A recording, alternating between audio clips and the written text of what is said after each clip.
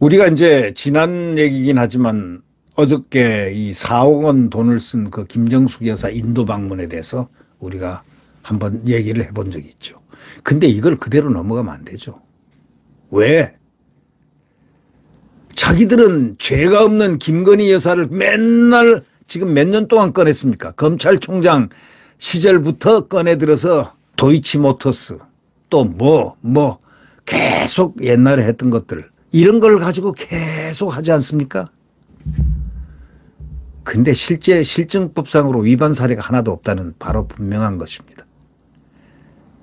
김정숙을 보호하기 위해서 김건희 여사를 일부러 꺼내놓은 거 아닌가 이런 생각이 느낌이 듭니다. 그런데 4억 원을 쓴 김정숙 여사는 분명히 인도 방문 필요에 의한 것이 아니었다는 사실입니다. 인도 방문 전말을 감사할 필요가 있다 이런 얘기입니다. 이것은 그냥 넘어갈 일이 아닙니다. 4억 원은 누구 돈이냐? 대통령 전용기로 혼자 갔다? 아마 역사적으로도 놀라운 사실일 겁니다. 대통령 전용기 갈 수 있죠. 전용기로 갈 수 있죠. 그러나 그만한 무게감이 있는 일을 국가 이익을 위해서 해야 되는 것이 바로 전용기 쓸 수 있다는 거 아니겠습니까? 그런데 그렇지 않았습니다. 김정숙 여사가 단독으로 지난 2018년 11월 대통령 전용기 공군 2호기를 이용해 가지고 3박 4일 동안 인도 갔다 왔습니다. 이게 왜 문제가 되느냐?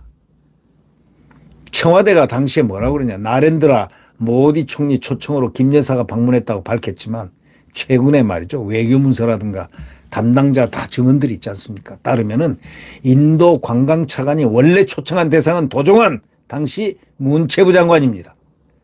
또 김정숙 여사가 대통령 전용기를 이용하면서 대표단 출장에 급하게 4억여 원의 예비까지 지출했던 이 사실은 무엇을 증명합니까?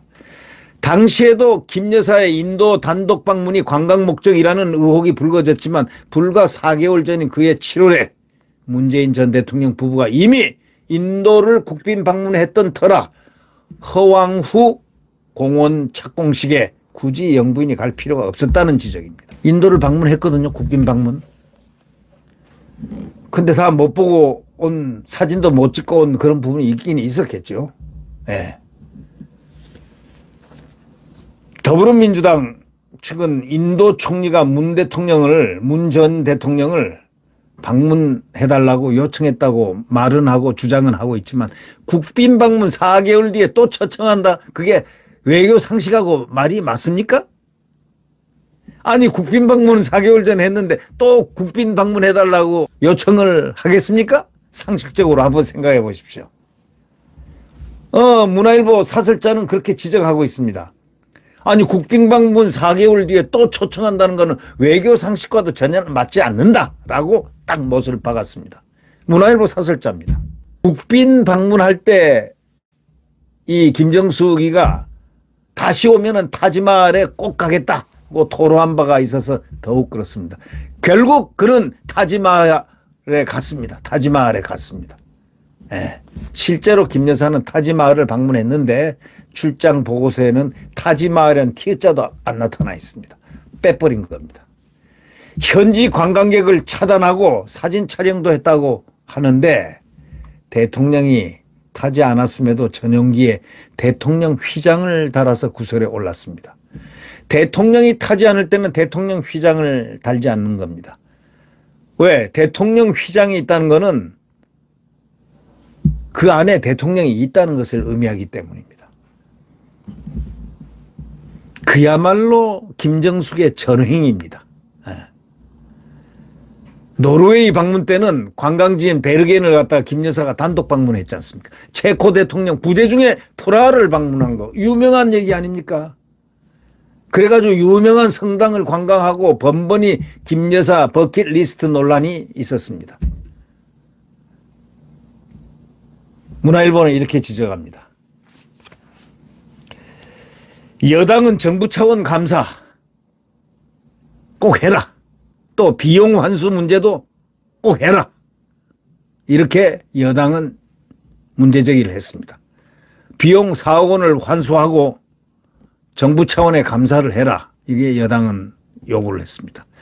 그러니까 적어도 뭐 정부 차원의 감사와 비용 환수 문제 이런 문제를 해결하기 위해서는 그 전말을 제대로 규명을 해야 되지 않겠습니까?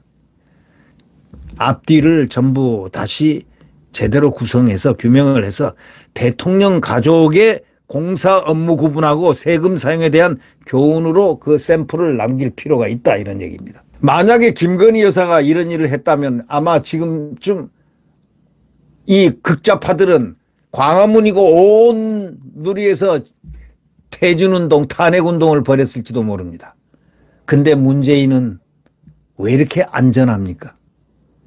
문재인 부인 소위 김정숙은 왜 이렇게 편안할까요? 네. 극좌파들의 반성을 바라긴 하지만 그들은 반성을 모르는 사람들입니다. 그들은 어제의 일도 부정하고 공격만 할 줄 압니다. 이번에 보십시오. 왜곡 선동하는 거 MBC 왜곡 선동해서 자막 공작을 하는 거 보십시오. 제2 광우병 사태를 유발해서 그걸 동기로 해서 한미 동맹을 균열시키고 윤석열 대통령과 미국 바이든 대통령을 이간 붙이고 바로 즉석에서 굉장했죠. 민주당은 바로 방송을 30분 더 먼저 입방송을 했죠. 입방송. 그 다음에 입방송 지나고 난 다음에 진짜 MBC 방송이 나왔죠. 30분 뒤에. 그리고 대한민국의 소리공학자 1, 2, 3, 1, 2, 3에 해당되는 분이 전부 다 NO. 바이든이라는 비업자도 안 나왔다. 욕설 비하하는 욕이 없었다. 그런 것 전혀 없었다. 다만 쪽팔려라는 단어만 들렸을 뿐이다. 그런데 어떻게 그 자막을 만들어냈느냐. 착각을 인지를 갖다가 하는 바로 이 시끄러운 상태에서 자막을 사람들은 보게 되면 그 자막 소리가 이렇게 들리게 마련이다. 이것이 이입이 되는 바로 이런 현상을 유발시켜 가지고 아주 고도의 술책을 부린 것이 이 극좌파들의 바로 민주노총 산하 MBC가 했던 것입니다. 절대로 용서하면 안 됩니다. MBC. 그의 값을 치러야 된다는 것은 대한민국의 명령입니다. 김정숙 여사가 사태를 전말을 제대로 규명해서 이 사설자의 말미처럼 대통령 가족의 공사, 업무 구분도 해야 되고 세금 사용에 대한 교훈, 어떤 경우에 세금을 사용할 수 있고 어떤 경우에 세금을 사용해서는 안 된다는 왜 국민의 세금이기 때문에 그걸 교훈으로 남길 필요가 있다. 이런 문화일보 사설자의 말을 우리는 되새겨 볼 수가 있습니다. 어떻게 해서 그렇게 전용기를 타고 갈 수가 있겠습니까? 그죠? 네. 문화일보 사설자의 제목대로 4억 원을 쓴 김정숙 여사 인도 방문이 그 전말 감사가 필요하다. 이런 제아의 사설을 우리가 이렇게 보면서 지난 정권의 그 모순을 한눈으로 읽는 것 같아 상당히 입맛이 씁쓸합니다. 네. 네, 구독 버튼과 엄지를 눌러주시면 감사하겠습니다.